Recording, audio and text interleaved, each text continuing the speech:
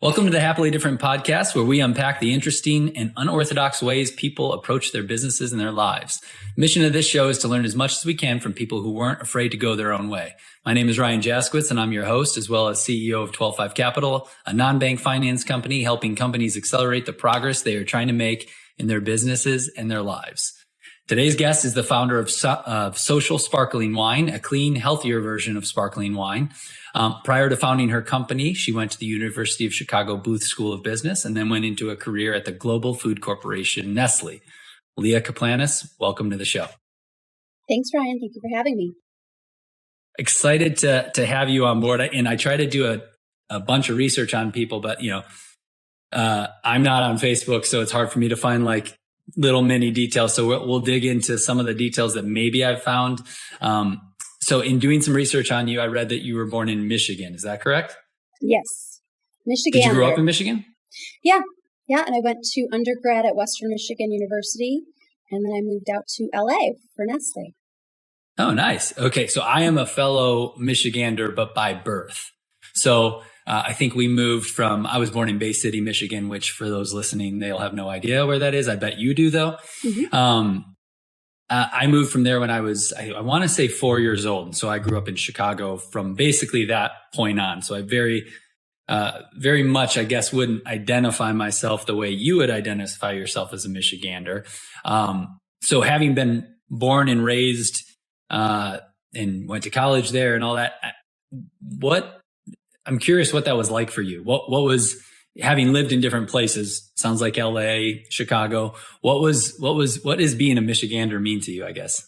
Mm-hmm. Well, it's cold.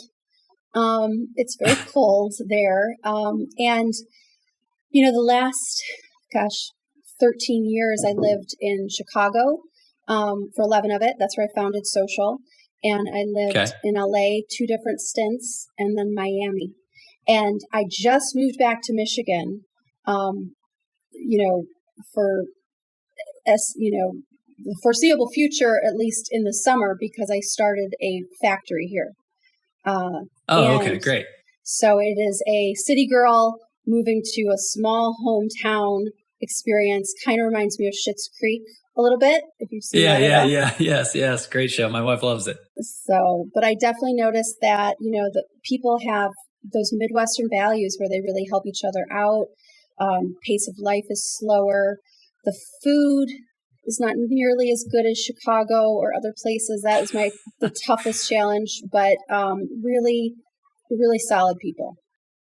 Yeah, I would have to agree with you that from a food perspective, I mean, nothing, having grown up in Chicago, nothing beats Chicago food, I don't think. New Yorkers might argue differently, but I don't know. I put us up there with anybody. But it seems like Detroit is having a bit of a renaissance. Like I went to a meal, I don't know, a couple months ago in Detroit, and I was like, wow, this is you put this in Chicago, and this does well in Chicago. So it's nice to see that kind of is coming back to life, right?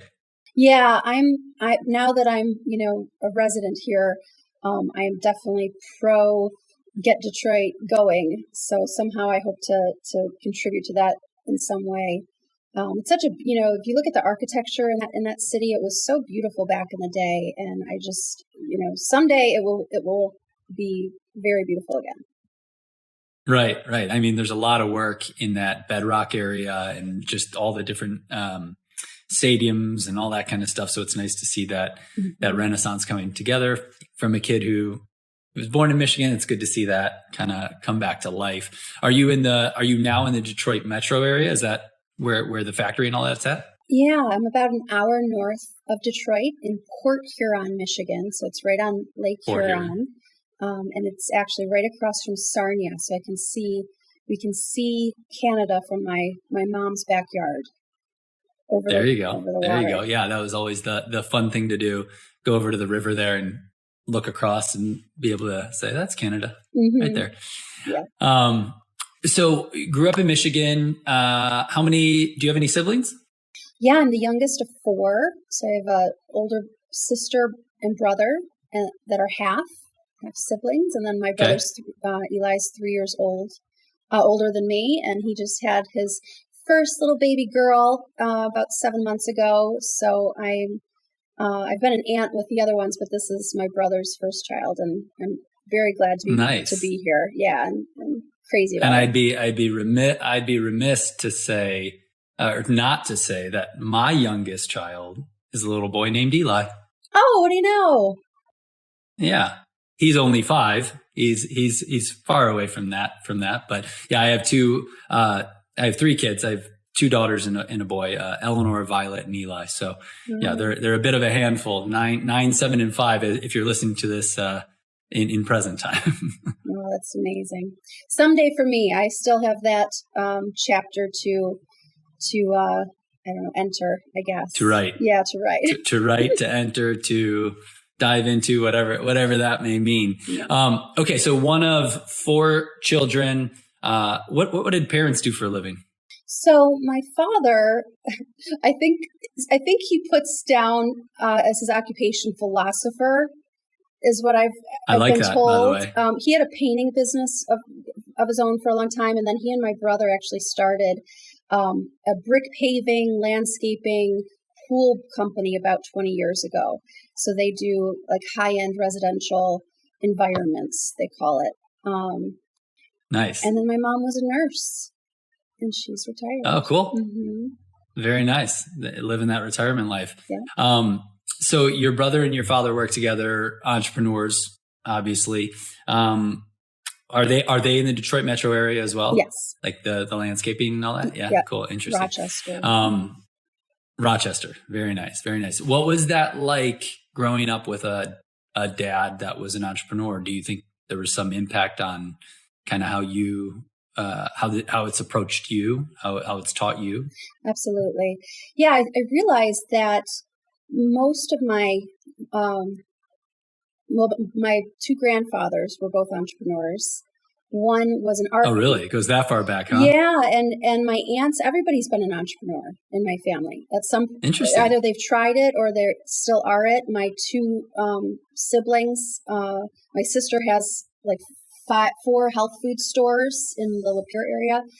So everybody's cool. entrepreneurs, and they, on one side of my family, it was all, I call it the Greek side. These were all people that didn't have much education or financial backing, but they were creative and tradespeople. And then on the other side, my grandfather started a tool and die business. And so that side got MBAs a little bit, and sort of thing.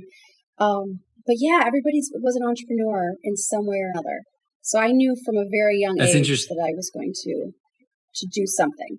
That's always a question I like to ask in here. Is there are tons of stories of entrepreneurship, and with the benefit of hindsight, sort of what was that moment when you realized I'm going to do something on my own? And I always like to ask, were you a kid, teenager, adult? Sounds like you were a kid. Is there anything that comes to mind, like a moment where you're like, oh, I'm doing something on my own? Yeah, it was in high school. And I mean, I grew up, my parents were divorced. My dad was, being a philosopher, painter.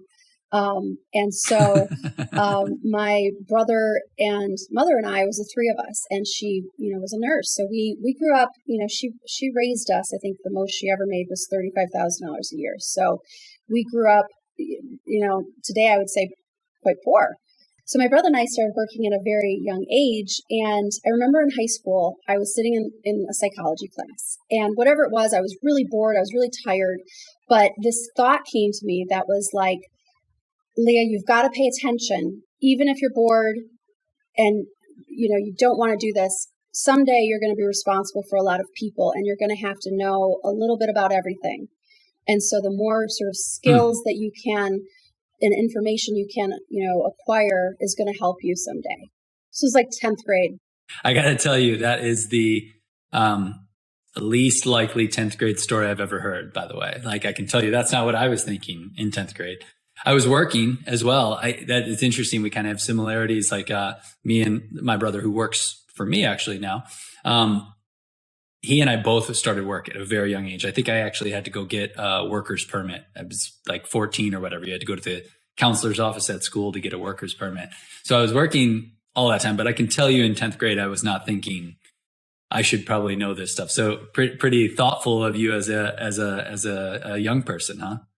Yeah, I've always been a worker. I'm trying to get away from it a little bit, somehow. But yeah, I've always been definitely into the working. It is hard. I don't know.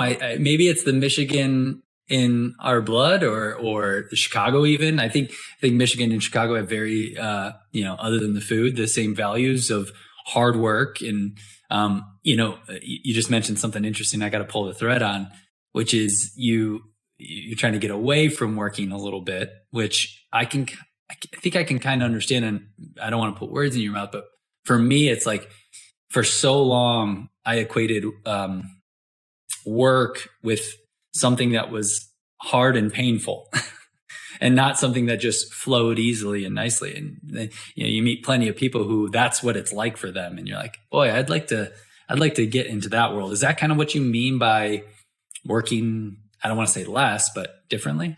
Yeah. It's not something I probably would have said pre-pandemic. But the last few years I've had to wear more hats than I did and have been doing things probably outside of my zone of genius or, what I really enjoy. And that's definitely, made work feel a lot harder. And so, I find that when I'm kind of in a funk like that, what makes me feel better is when I do something else. I get out of it. I go, even if I go get my nails done, or I just go for a walk, or I go to yoga class, anything to do something different. It really brings a lot more like life back to me. So, I couldn't agree more. Couldn't agree more. I feel the same way. Like I need to go do, even if it's not what it could be nothing in the business, let's say, but it could be something in the business where it's do something so outside of my scope that just like gets me out of my head for the thing I'm doing, or something completely outside of it. And it almost feels indulgent. But then when you get back to the desk or to whatever you're working on, you realize, oh, wow, that was critical for me to take that time. In my experience, I felt like being an entrepreneur, I started it when I was 23. So many years of just me doing everything, right? And I'm sure that was kind of similar for you in a lot of ways. How have you come to deal with the idea of giving things up to others to be able to, getting back on that same line of thinking, which is I'm kind of doing too much. It's outside of my zone, what I'm good at necessarily. How did you get comfortable with giving those things up to people? Yeah, it's been an interesting journey, the delegation journey. And I feel like that needs to be like a book all its own. I'm sure it probably is, just on letting go of control and trusting and really setting people up for success. When I started this, I had about 250 interns over the first probably 5-6 years. So it was me and a whole bunch of interns. And there was this one college that had, international interns, and they needed an internship. So you just had to fill out a survey and you got them for 10 hours a week. So I had like 15 of them. And so for whatever reason, I felt like a conductor. I would sit in a room and I'd have a bunch of people and I could just read their mind almost of, who's got a question, who's, shifting in their chair, confused, who's, ready for something else. And I would just kind of delegate. And so that was like a superpower almost that I had to do that. And then what happened for us was I started getting more and more actually experienced people who there's no way that, and just a larger team. And I couldn't talk to them all, throughout the day. I had VPs and they had their teams and so forth. And I found that I really was lacking the systems to give them like, here's your goals, here's the strategy we kind of agree on. And here's like your KPIs. And I just didn't have the system set up to hold people accountable. and so that they could see their own progress. And it really created so much stress on the system. And then with COVID, we didn't get a funding round. We were due for our next $1.5 million funding round, and that didn't happen. And so I ended up laying a lot of people off. And in the last couple of years, I've been using independent contractors that have kind of clear deliverables. And then now I'm kind of moving back into that phase of hiring a team. And with this production facility, we've got about 25 people, but they are, doing production stuff. So it's like I'm back into, kind of orchestrating, but trying to do it this time with more foundational, principles and just being a better trainer. Sure. So always a journey. But yeah, it for sure is. It's a journey of learning and making big mistakes. My God, the amount of mistakes I've made over the last 16 years. And the goal is just to try not to repeat them, even though you tend to repeat things because we're humans. So I'd love to, we'll circle back to where you're at now, but I'd be remiss if I didn't talk about how did you make the switch or what led you to LA and then to Chicago? How did that all come together? Yeah. So out of undergrad, I worked for Nestle. It's actually the world's largest food and beverage company in sales. And so I started in Michigan and then LA and then Chicago. And then I founded Social in Chicago. And then, after 5-6 years or something, it was like, it's time to go back to LA. That's where, health conscious market is. That's where media is in a lot of ways. And so, so I spent a lot of 2020 out in LA. And then I went to Miami. It felt like that was really thriving. And oh my gosh, I love Miami so much. So much. Yeah. It's a good time. It's a good time. Yeah. So you went undergrad to Nestle and then the job itself took you to LA and Chicago. That's how you made those moves? Yep. That was all with Nestle. And then I got my MBA part-time at Booth at University of Chicago. And that's where I started Social and kind of went full-time with it. Awesome. So I would think being and we'll get to the company here in a little bit, but in a beverage company, I would think working for Nestle had some, let's say, benefits in terms of knowledge and sales and access. Was that helpful? Anything you took from that Nestle job that is very clearly now a part of Social? Yeah, I would actually say it's probably the key differentiator of why we've been successful. Because I learned there how to talk to retailers, how to build brands in store, with trade marketing materials. And that's, what made us grow so fast was really me building relationships directly with retailers and also distributors and, giving them everything they need to sort of execute in store. Right. Because that's sort of an interesting thing that maybe most people don't know in the beverage space. In the alcoholic beverage space. And I'm not sure if it's like that. You would know better than I. I'm not sure if it's like this in every state, but let's take Illinois, for example. You have to do the sales to Whole Foods or Jewel or wherever, pick your local Chicago grocery store, but then you have to sell through a distributor. Is that correct? Correct. So it's its own sort of weird setup that you have. Is that how it is in most states, or is it just kind of all over the board? It's every state. Yeah. For alcohol, we have since Prohibition. There's been this right. That's what I was going to say. It comes from this very antiquated thing, and now these basically each for those that don't know this space, every state has like 3 or 4 families basically that own the big conglomerates that basically are the middlemen, right? Yep.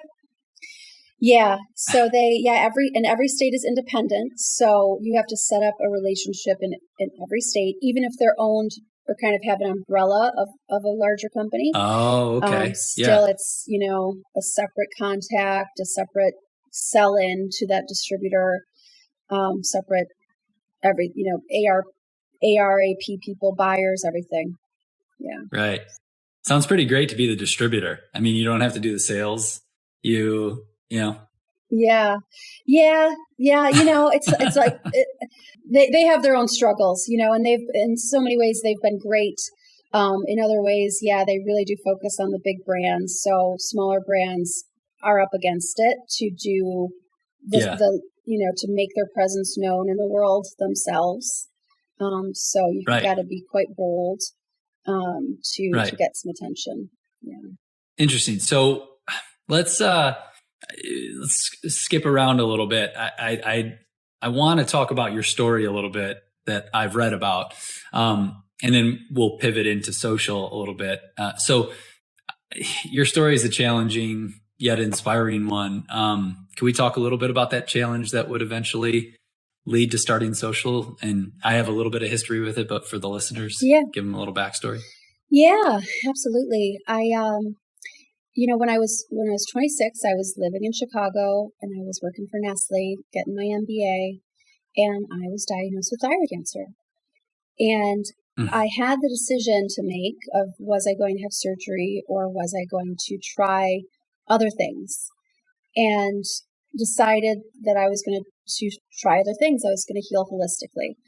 And so that meant really just going on a journey where I tried anything I came across, more or less, which included a lot of Eastern medicine, Chinese medicine, vegan diets, macrobiotic diets, energy medicine was a big part, Native American herbal medicine, and really just getting I moved back to Michigan for about 8 months, got kind of back in touch with nature, and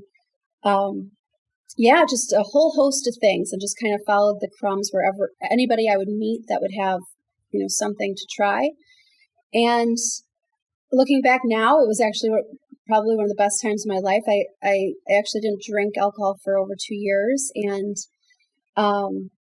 it took almost 3 years, but I was healed. It's crazy. Yeah. So people are going to hear that and they're going to say, well, we have modern medicine. Why not try that? What was the, and let's not get, how these things can go. It's like, if you're vegan, it's like its own religion. If you're keto, it's its own religion. So just talk to me about you're 26 years old. Life is at your fingertips. You're getting your MBA. I mean, what is it? First off, what led you to the choice of choosing I'm going to use your words, a holistic route towards healing that? And then what did it feel like? I mean, being 26 years old and then getting that bomb dropped on you. Mm-hmm. Yeah. So my family had always been into your diet, using fruits and vegetables, and my father's a vegetarian. So we'd always kind of focused on really healthy eating, or what we felt was healthy eating. And my sister owns health food stores. So she had been exposed to sort of the holistic world for healing as well. And I didn't want to have the surgery because, they would essentially remove my whole thyroid. And after that, you're sort of dependent upon a pharmaceutical drug for the rest of your life. Hormones and things like that, I would guess. Yeah, exactly. Okay. So that particular type of cancer was one that was so slow growing. You could literally not even die from it 40 years later, because it may not do anything. And so I thought, well, this is the one to try this on, and so right. Somebody's got to do it, right? Like, we got to explore this as well. And right. So, but I mean, it was, I remember, oh my goodness, I remember trying so many things and not really getting results for quite a while. And being so stressed and seeing the stress on my family. And I remember actually going to a cemetery and crying and almost wailing a little bit, because that was the place where I could really express how scared I was, and without anybody freaking out, right? They would just assume that I was crying for another reason. So It's, very emotional experience, but really a lot of it was, I felt like I was alive in so many ways because I was meeting so many interesting people with so many different perspectives on the world and how the body works and how our emotions play a role in our physical health. I'm so fascinated by, the physics, the metaphysics, the spiritual, the mind body connection, if you will. Yeah. I have on my counter over here, the book I haven't read it yet, called The Body Keeps the Score. And it's just that whole idea of the mind and body connection on how that comes together for sure. What did your doctor think when did you have to find a new doctor? Were they supportive of it because of the type of cancer it was? How did that all play out? Yeah. So no one was really supportive as far as the doctors. I kind of switched doctors, and actually, I should take that back because I did end up with an MD who also had a practice in LA called the Raby Institute, and she has a bunch of holistic sort of doctors that operate out of her facility as well. So it was kind of a really nice blend between Eastern and Western medicine. And she ended up being the place where I would kind of monitor things from that perspective. Like your progress and all that. And yeah. So you're past that now, obviously at 26, that's a huge, like I said, bomb to be dropped on you. You hear that a lot about people who, when they get that cancer diagnosis, like life completely changes. And when they look back on it, assuming things go well, they say it changes in such a positive way because of the fact that they, first off, you look at life and you go, life is very short. I have to maximize this. But like you're saying, you got to meet a whole host of people who impacted your life, and looking back on it now, it's almost a blessing. 100%. Yeah. I mean, I'm in the mindset nowadays of life is happening for us, not to us.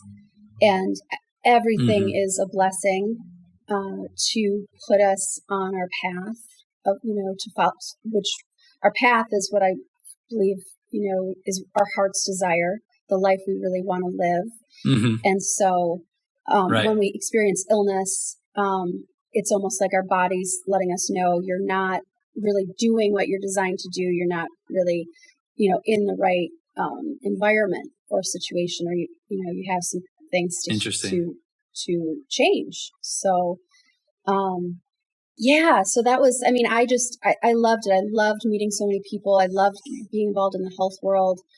And I definitely, like you're saying, came into the belief of the knowing that life is short, and I believe it's meant to be enjoyed, so we have to choose to enjoy it. I love that. I love that. I love that. Life is definitely short, and enjoying it is important. Something I need to constantly remind myself, even though I have blessings galore, or I live a pretty awesome life, and just reminding yourself of that, especially, unfortunately, as humans, it sometimes is sometimes a dramatic thing like your situation is needed to show you that and remind you of that, but you can't choose your journey, really. I mean, it's gonna follow its way, right? Yeah.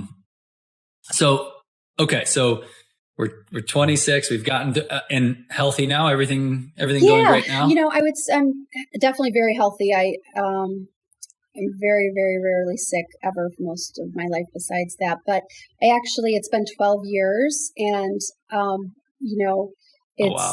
do think it's time for me to do sort of like a maintenance routine, because the last few years have definitely, and building this production facility has taken a toll on me. I wasn't practicing the best self-care.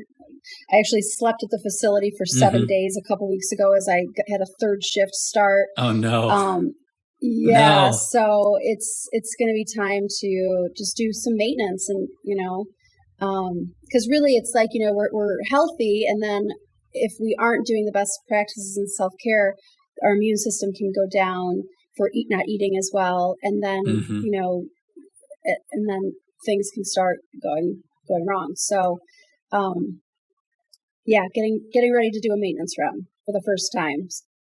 My wife will tell you all I say around the house is slippery slope. I'm always fearful that there's some sort of slippery slope. And I'm a big believer that you need habits and rituals, like create your environment in such a way so that it's easy to live the lifestyle you want to lead. Because we are humans in the end, and we'll take the path of least resistance whenever we can. As much as we think we're strong-willed, we're going to take that path of least resistance. So I'm always telling my wife that. She's always like, oh, we can let's just bring some candy or chips or whatever the thing is. I'm like, slippery slope. It's like it's gonna end with something bad. Usually she's right, by the way. There's some sort of happy medium between how I look at it and obviously how she looks at it. And speaking of happy mediums, so you go vegan for 2 or 3 years, let's just say 2 or 3 years, don't drink alcohol for 2 years as part of treating yourself for this. You have good results on it. Now, what I think most people would say, and maybe I'm putting words in people, painting with a broad brush here, most people would go, I'm just going to keep doing that. And especially if we know any vegans in the world and any, teetotalers in the world, again, like I said before, it's like a religion. So you then decide, and I actually would like to have a drink again, but from what I understand, you couldn't find it, and that's what led to social. Is that right? That's exactly right. Yeah. I didn't drink for several years, and I lost weight, and I looked great, and I just there's so many good things, but I noticed I didn't date as much. Alcohol is wonderful for bringing people together romantically, for better or for worse. The social lubricant. So there was like less dating. And I miss those, one-on-one conversations or, where you are really connecting with people, and just relaxing and living in the moment and dancing and playing. And there was a lot of pros that I saw to alcohol in the world. It's been around for literally since the cave people days. And so I saw the pros to it, and I saw that it connects people and brings them together to where they can feel comfortable expressing themselves with strangers, especially. But yeah, the cons of it were, the hangovers and the, just getting too drunk and losing your keys and your boyfriend and, just so many cons with the current options that were out there. Right. If anybody's looking, you talked about it being around since the cave people. If anyone's looking for a good book, I read the book Drunk, How We Sipped and Stumbled Our Way to Civilization, I think it's called. It's huge, so get ready for a long read. But it's basically the history of alcohol from what they think is the start of it through here today. So I'll put that in the show notes if anyone's looking for a long summertime read here. Well, before we jump into talking a little bit further about it, I have a surprise because I'm going to do a little ASMR. This doesn't normally happen for me. So for those watching, I'm showing a can of Social right here. And the story behind this is not that Leah mailed this to me. It's that I was at Costco last night, and I was just roaming Costco to get something for the family. And I stumbled upon this, and then I was interviewing you the next day, and I thought, well, I've got to. So I have the elderflower apple. I'm going to get right up to the mic here. Let's see. Okay, that's good. Let's see. That's tasty. That's going to be a nice summertime beverage for me and the wife. Good stuff. So having just tasted my first sip of Social, what was we talked a little bit about the spark. You were in business school, right? Yep. Business school. Okay. And I actually started it as a part of the New Venture Challenge with Polsky Accelerator program. Oh, cool. Yeah. So at University of Chicago, they have this business competition, and they give you all kinds of mentorship. So we advanced in that to the second level, and then got about $10,000, and Nestle was doing layoffs. So I tried to get a layoff. They wouldn't. They gave me cool. They gave me a promotion instead, and I'm like, and so then I ended up quitting. But so that's what gave me the impetus to actually go out on my own. Is What year was that? This was 2013. 2013, yeah. Man, almost 10 years. Mm-hmm. It's incredible. So social, I just tasted it. Let's talk actually about the product a little bit. What makes it so clean and relatively healthy, given that alcohol in and of itself is, like you said, there's a lot of cons, a lot of negativity associated with it. How do you make it? Is this what the iteration was when you got started? Can you kind of go through a little bit of the history of it? Yeah. So, I kind of really designed it from a concept. And the concept was I wanted something that was lower alcohol, that tasted like champagne or kind of like sparkling wine. And the alcohol type that we don't use grapes for it because that had sulfites and that gave headaches. We don't use anything wheat because of gluten. And I didn't want to use a vodka or a tequila, anything like that, because I just felt like that was harder for your liver to digest. And so we were just brainstorming, and my teammate said, well, what about using sake or something from rice? And it's easier for your liver to digest. It's gluten, sulfite free, all of that. And I loved that. And then I switched it to organic brown rice instead of, conventional white rice. And organic brown rice is sort of a staple. If you go into any Whole Foods, you're going to find that big pot of, organic brown rice at the end of the salad bar. And so that was a key element, especially of the macrobiotic diet, which means the study of long life. And so, and that was a diet that I had grown up on a bit when I was younger. My family practiced it. And so, so basically we created a new alcohol type. And then I wanted to put everything in organic. That was crucial. So we use, instead of synthetic flavors or even all natural flavors, which can be synthetic, we use organic essences and extracts of flowers and superfoods. So things like organic ginger extract, organic, hibiscus extract to create the flavors. Which from what I understand is far harder to manage from a production standpoint than just using natural flavors. I want to say I was listening to the guy who started Spindrift, right? Spindrift is for those that don't know, is a sparkling water, one of the many flavored sparkling waters. But the thing that's different about it is they don't use natural flavors. They use fruit juice. So there's a tiny bit of fruit juice in there, but it really makes all the difference in terms of how it's flavored. And he was talking about how, the natural flavors that a LaCroix or something like that, it has a much longer shelf life than does lemon juice. Or did you guys run into any of that while creating this? Yeah, absolutely. So when I started it, I was going to go all natural with the flavors because I worked with a flavor company, and I said, I want to make it really clean. And at the time, 9-10 years ago, it was all natural, might have been good enough. But then I got the recipe back and it said synthetic vanilla, synthetic this, synthetic that. And I said, what the heck is this? And we actually delayed our launch by 6 months because learning that all natural essentially is a marketing term and it can mean synthetic. I switched over to organic. And so, it's literally like organic hibiscus extract is just like the pressed hibiscus flowers and processed with alcohol and different things to make it more shelf stable. But it's, it's quite a difference, and it makes it taste a lot better, I think. I think it makes it taste more. I mean, this is my first taste of this, but I'm getting back to Spindrift. Our family basically only drinks Spindrift. We don't do like the LaCroix and all that.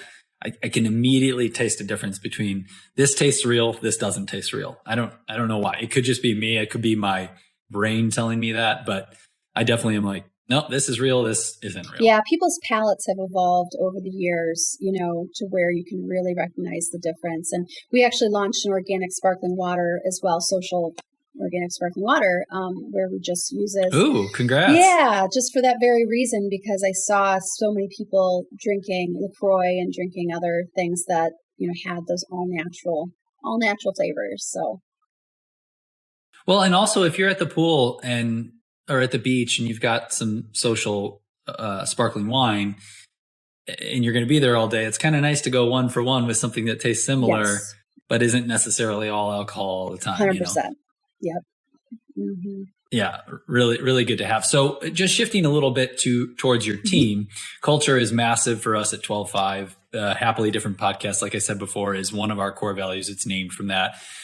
What approach have you guys taken towards sort of building your culture at Social and understanding that culture is just the result of the people you've put together and the processes you've put together? So did you take a specific approach towards it, or is it just sort of organic how it came together? Well, I mean, I think it all stems from the messaging we put out, which is that we believe my life is meant to be enjoyed. And we enjoy it the most when we're healthy and we feel connected to one another.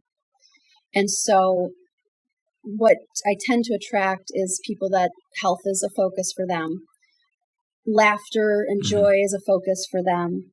And they have a desire to, connect with each other and to express themselves and be in community. And, they can see that this product, that is the mission of the product as well.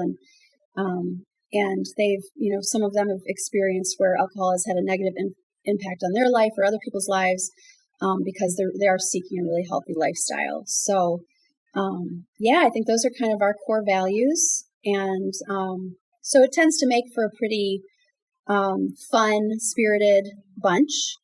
And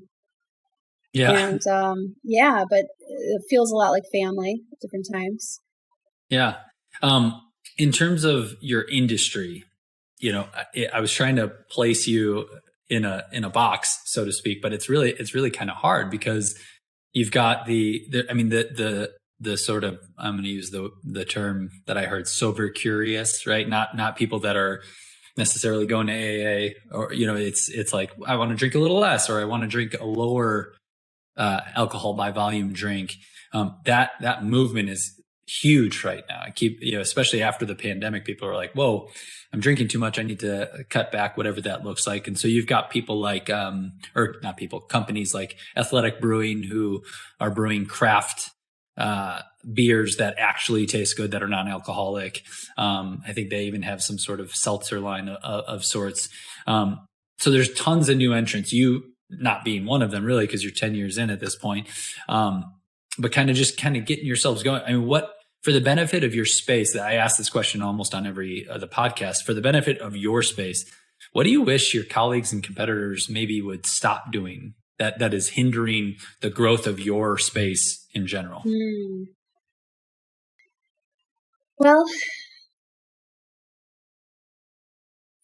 I guess the biggest thing that I wish that everybody went organic, because that for the health movement, because that is really the defining,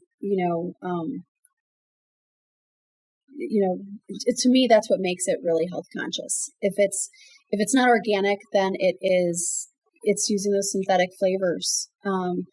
And then I guess the other thing is that the seltzers, a lot of them are using just a really inexpensive sweetener, or even like crystalline fructose to make their alcohol. And so a lot of them, I hear from people, they don't taste very good. You can taste it. It's kind of chemically. They don't feel good from them. So there's a lot of people that are actually switching away from seltzers now after having drank them for several years, and going back into like spirits or wine, just because they kind of are disillusioned by the healthierness of seltzers. Right. It's kind of like, I don't know, just to liken it to the healthy food movement, right? Like that has been happening easily for the last, let's call it 15 years or so. It's that idea to me that, people can be health food adjacent, kind of be right next to somebody that's actually got a true health food product or a true healthier drink or whatever it might be. And by cutting some corners, they land in that same pool, right? And that's the hard part for people. I mean, you talked about those seltzers. I don't really drink them because they they're just weird to me. I don't know what it is. Right. I don't know. You talked about like there is that chemically taste. It's just some weird concoction that's been put together. At least you're making sake here, right? Like, I mean, technically speaking, you're making a spirit that existed before you came up with this. And it is funny that people are switching back to wine and spirits as something more natural than these, I won't name the big names for fear of being sued, but the seltzers of the world. So, interesting, cause I always think like, people don't think about their industry as a whole. And like for my industry, we're in the non-bank lending or finance industry, right?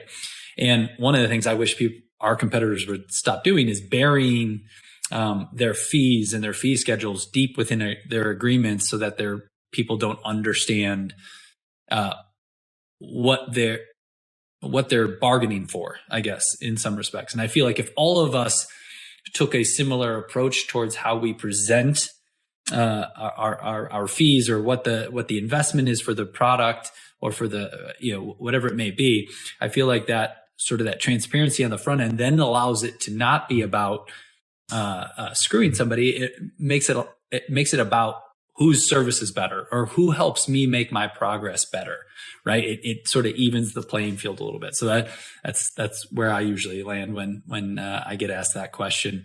So I love the idea of creating a model like you've done. I feel like at 12.5 we've created a model that could be applied to many different industries. You've created a model with this drink. You've already talked about doing it with non-alcoholic seltzer drinks or sparkling water drinks. What other areas do you see social enjoyment tackling? Anything on your horizon? Yeah, well, from a bigger perspective, I feel like our mission is to help people to connect with each other in healthy, happy ways. And so our next foray is really into more media and community. We've had sort of the role the past 9 years of donating alcohol to what I call community leaders, people all over the country that are running nonprofits or entrepreneurial events, women's events. And so we've met so many of them and we've donated to so many of them, over like $300,000 worth of product. And wow. So now I'm really thinking about how can we connect those community leaders and so that they feel together. Yeah. So that they feel supported, being sort of, playing that role in society of bringing people together and how can social make that easier for them. So we're right. You're already using the social lubricant of your drink. How do you make those connections even easier? I love that. That's awesome. All right. So we're to our final questions here. It's the fast four, which is just no explanation necessarily needed to be given on these questions. Just whatever answer. And if you want to say skip, just say skip and we won't go over it. So other than what you're doing right now, what other profession or business would you like to take a stab at? I'd like to be a singer. Singer? Yeah. I love it. Great answer. What is something you are terrible at? You can't say singing, of course, right? Terrible at. We talked a little bit about this. Should I say what I'm terrible at? Yeah, sure. I'm terrible at being on time. I've said this on past podcasts. Yes. I'm awful at 100% horrible at being on time. Yeah, 5 to 15. So I knew I liked you. you. 5 to 15 minutes late. Buy the book. If you're, we said it was always this way with me, but after my wife and I had kids, we had this excuse that if I'm 15 minutes late, I'm early. That's sort of the plan there. So now she just like completely bamboozles me with when we're supposed to be at things, and we're always on time because of her. But if she didn't just lie to me, basically, we would never be there on time. I fully support people lying to me about the time. That's very much appreciated. I don't know if you read or not, but what book are you reading right now? And if not a book, maybe documentary, anything like that? Yeah, I'm reading a book called Humanity. And it's about, it's like a hopeful perspective on the history of humanity and war, the nature of wars throughout our evolution, to eventually get back to that humans are good at their core. It's a very thick book, and I'm not through it all, but it's should I add it to my list? Yeah. Is it good enough to add to the list? Yeah, I mean, there's a lot of information. It's good. Yeah, it's good. Cool. Sounds up my alley. All right, last one. What's the last thing you listened to on Spotify or Apple Music? And if you need to look at your phone, you can. Probably Kygo. Kygo. Okay, so music. Yep. Music was the last thing. Okay, great. Mm-hmm. Cool. Well, Leah, thank you for spending time with us today. I hope our listeners learned something. I certainly think your story is awesome and your product is fantastic. So it's been super fun, super educational. Where can people find you online, social online, and how do they get in touch? Yeah, so we're Social Sparkling on Instagram, Facebook, and we're sold in Costco. We're sold nationally in thousands of stores, but you can go and order it right on our website at socialsparklingwine.com. That's awesome. Well, we'll put all that in the show notes, and thank you for being with us today. Thank you so much, Ryan. Appreciate it. Take care.